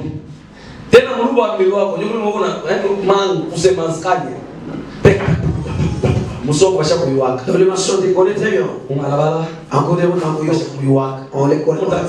Dans les taxis, c'est lui qui parle, c'est dans le bis. Shona niko na vingine wapipe mbipi ya hivi sawa mbipi nyumba. Mama mmoja anamwambia bwana sasa angalia ina wangi desha alors on dit mama anamwambia bwana niseme sasa mwenye Mungu sasa anaweza kafashi moja ndio niseme sasa funga niko na mbili mu nyumba hizi nataka mbili j'ai deux dans la maison. Mbili deux quoi nini mbili haifuna nataka j'ai deux nikusimamisha toa nikusimamisha toa haitafungula deux leo sikia wasi tulikwambia sasa watu wanaongea na unaona sasa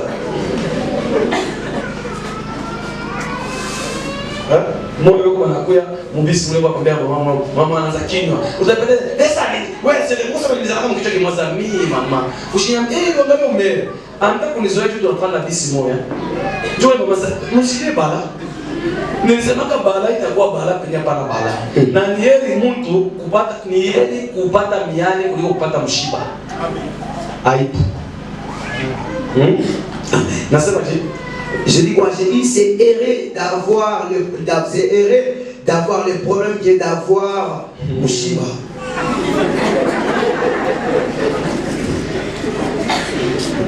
Amen. Amen. Miani kobia kuliko aibu. Mungu akubariki Mungu nasikia. Amen. Miani kobia kuliko ni Juba kwa mateki sasa papo nipatia kwa mbele kusengi mimi sina nao sitakupa. Ataenda tu leo kesho na pale atabaambia kesho kuta 3 jours banalala banasabu ileshi. Amen. Ndio. Sasa vile nilomba tu sina nayo. Ndio tulikakope. Ulikongosha kwa basi vraiment unipatie anaenda kukongosha. Kesho wanamsimamisha mumvi. Acha kwamba leta makuta yao. Alikongosha kwa nini twenda kapale bamuone. Kuepuka miani. Anaenda kuchokoza Mushiba. Amen. Amen. C'est placé dans la vie qui n'est pas la tienne. Ça aussi, c'est la vie d'une personne qui n'était pas cachée. Si Dieu te cache, que tu seras riche demain, il va te cacher au milieu des pauvres. Tu vas commencer à te penser comme si tu es pauvre. Mais Dieu a caché la richesse dans toi. Les gens n'aiment pas être cachés. Si ils connaissent le précepte d'eux, papa là tu vois, il est en train de nous bloquer, on ne peut plus. Moussa, il avait accepté de se cacher. Il n'avait pas crié lorsqu'on l'avait caché. Il attendait pendant 3 mois. Or les 3, ça suffit le salut. Une personne est convertie à travers la Pâque. Et la Pâque s'est affirmée, confirmée de mourir dans le péché et ressusciter dans Christ. C'est pourquoi Israël ne peut pas arriver si ça n'effectue pas le Moïse disait à Pharaon, laissez-nous d'aller dans le désert.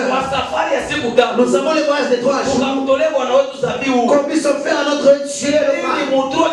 Ça veut dire c'est dans les 3 là où il y a le sacrifice. Et le véritable sacrifice, c'est les critiques que tu avais pris. C'est les péchés que tu caches. Au lieu de cacher, tu dois être caché toi. On ne cache pas la personne qui cache. Amen.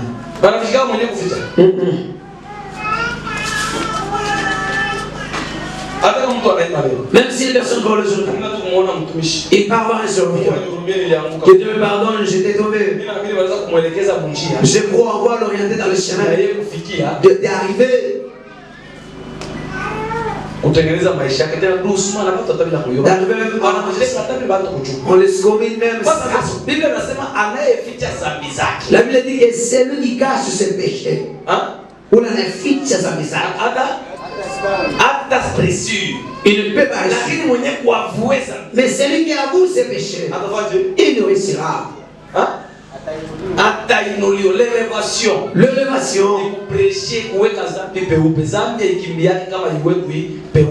péché ne fuit pas si le péché n'est pas étalé.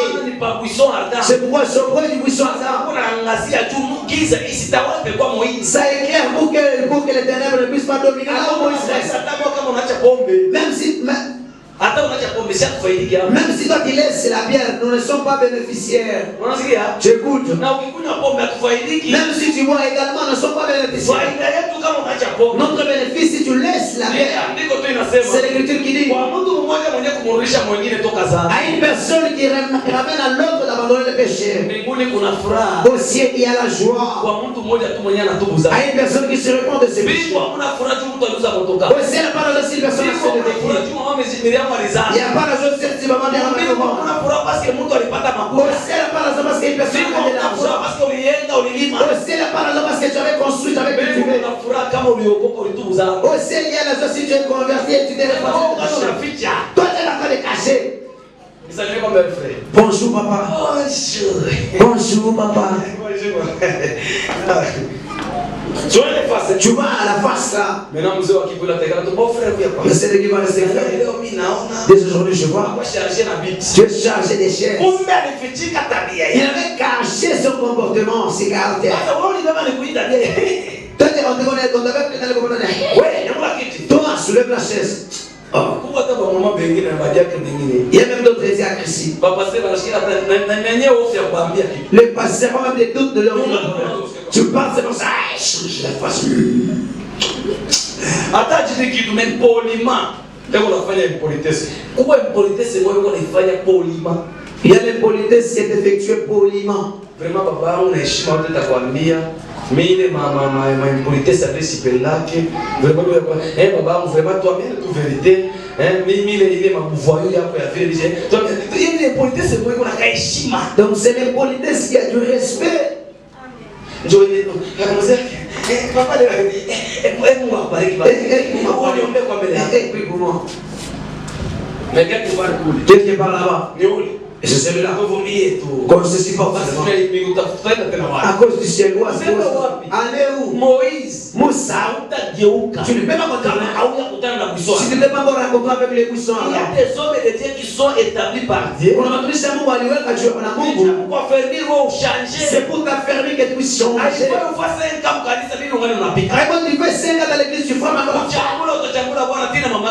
Insulter, tu vas insulter le mari en insultant même ses parents. Nous sommes arrivés à un j'ai interdit à ma femme qu'elle cesse de retourner chez elle, elle n'avait pas écouté. Le mari l'avait interdit, la femme ne comprenait pas. Et se présentait seulement que le mari puisse aller.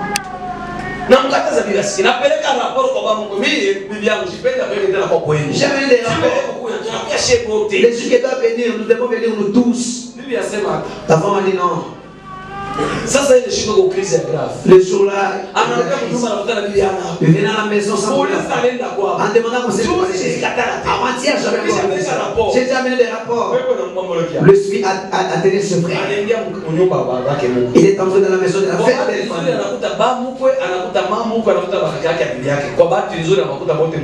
Bonne chance, il avait tous les na miuliza tu kitu hiki kimoja kati ya nilipike mwe bote na michoma mchakula hiki kimoja. Dada, unaona kuolewa mbona popia ifo mbele unajua kuoa ni nani? Bwana mzuri wa kuoa aina mnakutana tu ma Facebook tu frère toi qui a des jours tu vis pas dada chunga kwa mbele pole pole kuna mtu vipi utaenda kuoa demo tu vas marier un démon unakuoa tu basi babake alikumaka mpika babake alikumaka anaenda ando tu kuolewa na Bwana watu wasikufe bila kupigwa. Amen. Unachoka? Vous êtes fatigué. Habina sawa. Sasa huyu kijana ndio le jeune là. Asa anafika mnyuma anamwambia papa mchakule kimokati ya kumpika. Il est arrivé dans la maison, il a dit choisissez entre vous frapper. Ou bien vous brûlez dans cette maison. Je suis arrivé à la fin, qu'est-ce que vous choisissez? Et mon père disait, on doit mieux dialoguer.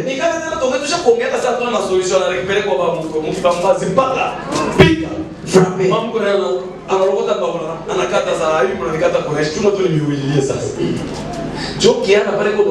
Lorsque le jeune parlait, je l'avais questionné. Maintenant, après tu as cette femme. Et de la réponse. Même je parle avec toi. La femme est à la maison. Essayez avant de venir, vous allez demander pardon. Là où j'amène l'épée. Donne-moi $1000. Et derrière $1000. Qui s'est moqué de moi dans ce niveau-là. 1000. C'est ça, 500 pour les dire. Et dans la loi de 500, vous acceptez. On a 3000 mots. Hein? Amen. Unamwesha mtoto na 3000 mais mtoto kama unaoesha yuko na 3000 mots. Tu fais marier la fille de Dieu ni mambo tu ya kopo nipatie kombe ile kopo na mai pale. Wewe unakutana kuna kitu sana. Ndio zaka na kwa mtu wako. Hivi hebu na 3000. Aita kwa mtu wako unapata 3 jours de bipiko. Amen. Amen. Maintenant Moïse na Moussa ni mfano wa wale watu. C'est l'exemple aux gens là qui sont vivants. Benye batakutana na Yesu. OK, ils vont se rencontrer avec Jésus kwa kubadilika en changeant. Je maana que ça Yesu konaomba. C'est pourquoi lorsque Jésus priait montagne ya transfiguration. Dans la montagne de la transfiguration. Biblia inasema la Biblia dit sura Yesu ikabadilika. La face de Jésus était transfigurée. Moïse et Élie. Pourquoi après la transfiguration de Jésus? Car Moïse et Élie, écoutez-moi, idolâtre. C'est lui qui adore les morts. Notre prophète était mort. Nous prions avec sa photo. Les idolâtres. Chantez-vous abandonner cette vie. Si tu veux leur demander pour te dire, Moïse était à Paris. Que Jésus priait maintenant, Moïse était à Paris. N'est-ce pas, Moïse était à Paris? Si tu ne connais pas cet écrit, désolé. Il y a l'esprit qui doit mettre la vie dans toi. Pour comprendre que Moïse, il était mort. Après la mort, lorsque Jésus était transfiguré, la Bible dit qu'il avait maintenant le vêtement de la gloire. Moïse qui était mort était apparu devant lui. Cela suffit dans le sens spirituel. C'est les gens qui étaient morts dans Christ. J'ai dit les gens qui étaient morts dans la volonté de Dieu. Ils étaient morts pauvres. Mais ils avaient le Saint-Esprit dans eux. Ils avaient le salut. Ils avaient la sainteté. Ils étaient morts. Ces jours-là, dans sa gloire, ils seront les premiers de venir de Paris. Ils vont apparaître devant Christ. C'est les signes qui étaient morts dans Christ. Ils vont apparaître les yeux de la mémoire. Ne désespère pas parce que tu as perdu. C'est pourquoi Paul dit dans 1 Thessaloniciens chapitre 4 verset 2. Nous ne voulons pas que vous passiez. C'est au sujet de ceux qui dorment. Nous sommes en vie. On ne peut pas le précéder. Parce que lorsque les sons de trompette vont sonner, ils vont d'abord se réveiller en première position. Après avoir ressuscité. Et nous, et eux, nous serons changer les corps. Nous allons porter les corps de la gloire. Nous irons dans les mois ensemble. Ce sont les gens qui étaient morts dans Christ. Ce ne sont pas les gens qui étaient morts dans l'église. Ce ne sont pas les gens qui étaient morts dans l'église. Il y a la différence de mourir dans l'église et mourir dans Christ. Il est là celui qui était mort dans Christ. C'est celui qui était mort dans le péché pour moi. En recevant Jésus, qui avait abandonné le mari de Dieu, qui avait abandonné le mensonge, qui avait abandonné le péché, les faux et l'hypocrisie, il avait abandonné. Il était mort physiquement. C'est le stade de tout le monde. Les gens ont l'espoir. Ce jour-là, ils vont apparaître devant Jésus. Lorsqu'il viendra enlever son église, il viendra dans sa gloire. Ils verront devant les corps. Ils seront ensemble avec lui. Et dans Élie, il était parti au ciel sans mourir. Il était parti vivant. Ça met l'espoir. En disant qu'il n'allait pas mourir tous. Pour que les puissent être effectués. Il y aura des gens qui seront les sons de trompette vont sonner. Ils vont écouter ces sons-là. Ils vont monter. Ce sont qui? Les gens qui vont monter. Ce sont les gens-là qui étaient convertis. Ce sont les gens-là qui avaient changé. Ce sont les gens-là qui avaient reçu le Saint-Esprit. Sans le Saint-Esprit, tu peux écouter les sons-là. L'église écoute moi. Tu es dans l'église de tourner toujours. Tous les jours tu dors. Tu peux arriver dans le niveau de parole là. Toi en tombant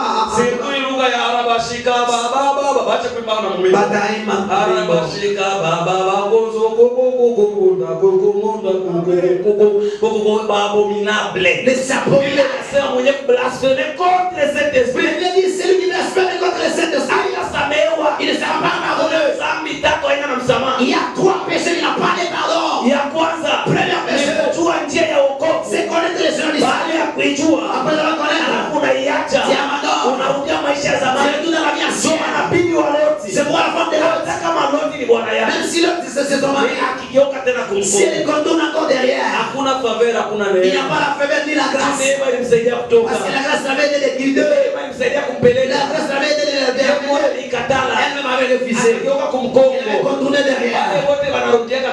Tous les gens qui retournent tout le temps après avoir été convertis, on t'a déjà interdit de féliciter. Dans des maisons de gens qui parlent qui ne sont pas de mari. C'est à temps qu'on puisse t'engrosser pour amener leur propre à l'église. Tu regardes du ciel là, tu entres. Ton fiancé s'est présenté où? C'est pas tes parents aussi. À l'église, on les connaît. Le premier qui doit poursuivre ta vie, c'est nous, l'église. L'église, c'est Amen. Élie, ce sont les gens qui sont vivants. Thessaloniciens 4. Il dit, on ne va pas précéder les habitants. C'est lui qui dormait, c'est Moïse. C'est lui qui est vivant, c'est Élie. On va se rencontrer avec Jésus dans les heures. Lorsque le son de la trompette va sonner. Et dans les gens qui regardent derrière, il ne peut pas aller parce que ce sont les femmes de l'autre. Je vous avais dit, l'autre c'est l'image du Saint-Esprit. L'autre c'est l'image du Saint-Esprit. Sa sortie dans Sodome, c'est la sortie de la femme de l'autre. Or la femme de l'autre, notre image de l'Église, la sortie du Saint-Esprit, c'est ça qui sera notre sortie. Sans le Saint-Esprit, il n'y a pas d'enlèvement. Ézéchiel chapitre 8 verset 3. Ézéchiel chapitre 8 verset 3. La Bible dit que c'est l'Esprit de Dieu qui l'avait enlevé. Rome takatif. Le Saint-Esprit. Rome takatif. Le Saint-Esprit. Au travers de nos cheveux. Rome takatif. Le Saint-Esprit. C'est pas tu vas les occultistes. Pour les c'est quoi? Dans Sodome et Gomorrhe, il y avait plusieurs qui sortaient. Abraham avait intercédé même 50. Ils étaient nombreux qui devaient quitter. Mais parce qu'ils n'avaient pas écouté l'autre. Les gens qui n'écoutaient pas cet ange. Lorsque l'autre était sorti. C'est pas question d'écouter l'ange cause avec l'autre. L'autre aussi transmet. Si tu écoutes l'ange, tu vas écouter l'ange. L'ange c'est le message. C'est le message. La parole du salut. Mais pas entendu. Parce que l'autre le dit dans ce moment. Là où Jésus est, et son serviteur est là. C'est vous rappeler des seules choses. C'est ça la parole de la consolation. C'est pas reçu cette année. Sans marier cette année. Mais pourquoi on a commencé avec ces choses? Combien de gens? Ce sont des histoires et des discours. Que Dieu te bénisse. Que Dieu te bénisse. Les sons de trompette sera comment? Nous disons les gens qui seront en vie vont commencer à marcher, ils vont manger, ils vont se vêtir. Kwa kufunga na kufungua. 1 Corinthiens chapitre 15 verset 51 à 52. Kwa Korintho wa kwanza sura ya 15 mstari wa 51. Biblia inasema, elle dit ça sera en un clin d'œil. Itakuwa kufunga na kufungua. Kanisa. L'église. Ndio maana mardi nilisema, c'est pourquoi mardi j'avais dit, nous allons étudier qui sont ces gens qui vont partir. D'abord qui vont partir dans l'enlèvement. Il y a les autres qui sont partis dans l'enlèvement sans avoir arrivé. Spirituellement, ça veut dire quoi? Ça veut dire qu'il était mort dans Christ, dans la crainte de Dieu. Celui-là, il est parti. C'est pourquoi j'écoute les gens. Kuishi ni Kristo na kufa ni faida kwa Mkristo wa kweli. Yaani kufa ni faida ya Mkristo wa kweli. Pourquoi?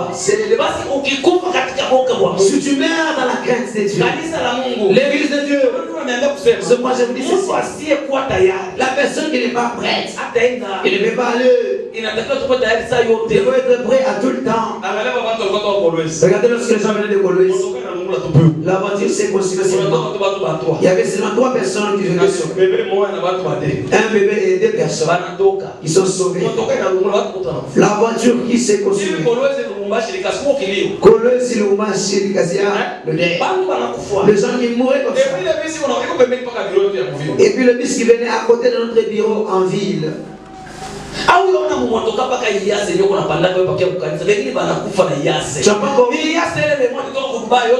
Montréal. Mais on a pris la musique. Mais toi tu passes en vie.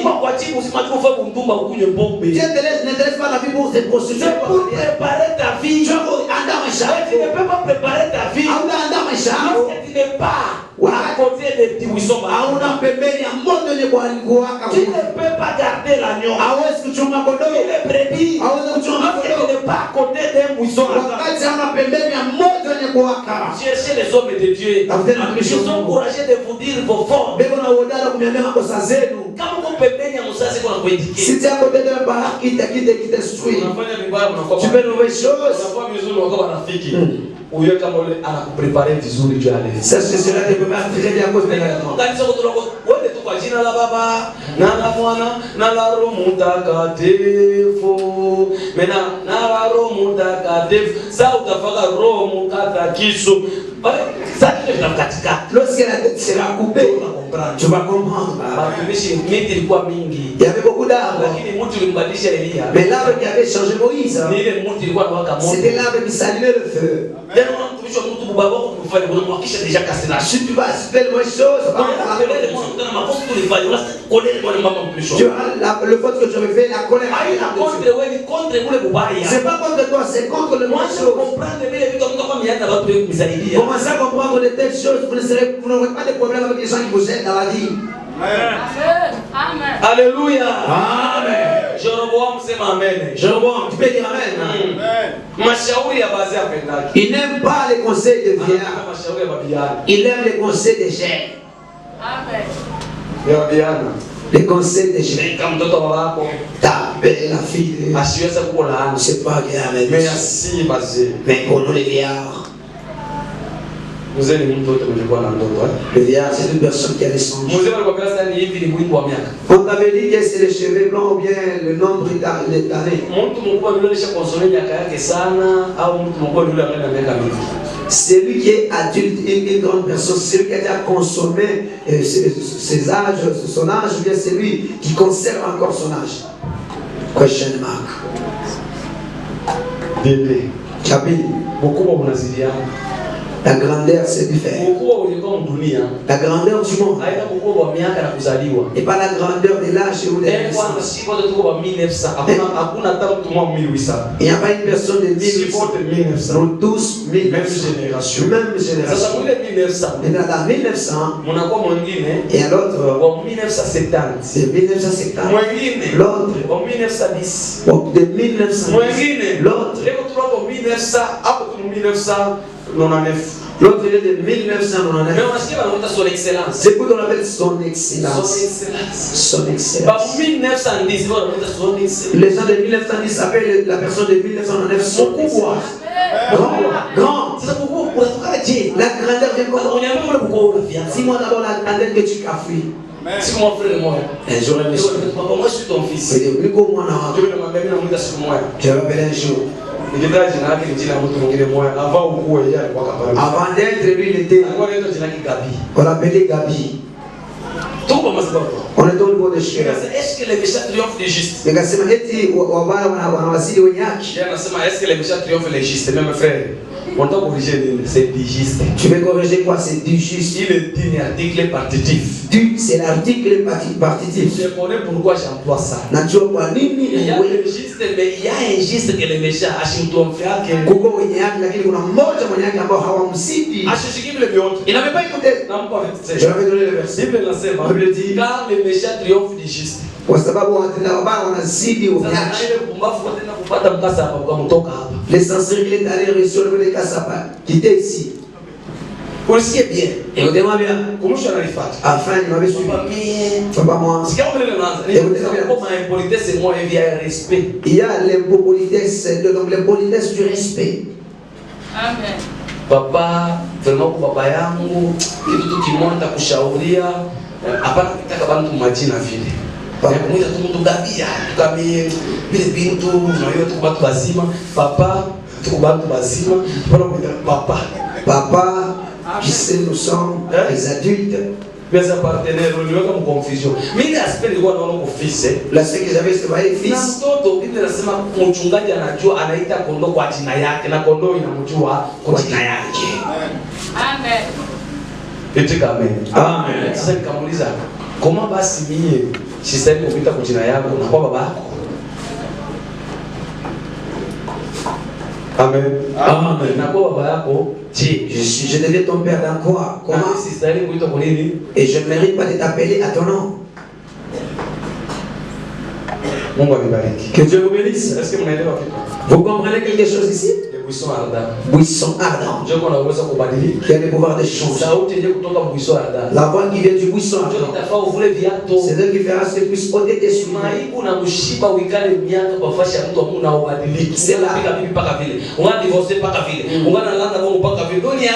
C'est l'opprobre.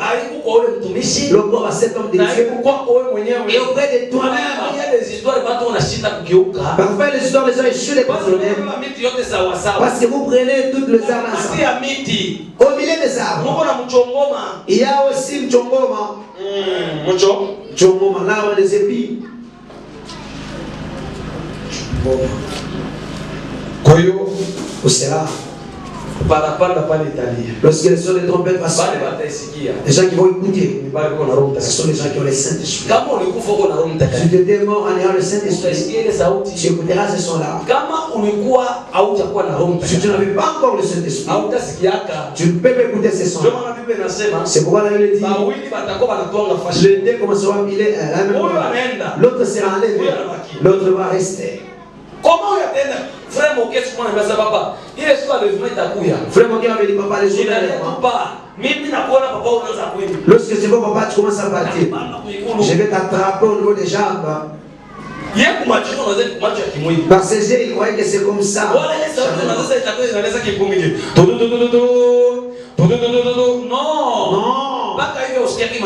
Comme tu n'écoutes pas la parole de Dieu, tu écoutes seulement son également, tu ne peux pas écouter ce son-là. Dans les tombeaux, tu ne peux pas écouter. C'est lui qui ne comprend pas, qui n'écoute pas. Même dans les tombeaux, il n'écoute jamais. Mungu amebariki. Que Dieu vous bénisse. Funga macho yako. Ferme tes yeux. Simama wima. Tiens-toi debout. Mbariki Mungu. Ça va bénir Dieu. Mungu kama wewe, hakuna Mungu kama